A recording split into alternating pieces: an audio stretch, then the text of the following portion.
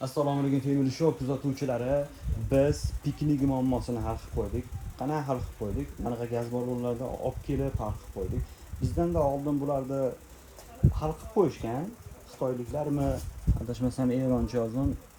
Eronliklarmi, afg'onliklarmi tiliga tushunmayapman. Shular hal qilib bo'lgan. Ulardan da oldin hal qilgan, bular sababini qilgan. Biz olib kelib sotyapmiz. Xullas, piknikka chiqmoqchi bo'lsalaring, tog'poqqa chiqmoqchi bo'lsalaring, endi o'tin istab yurmaysizlar.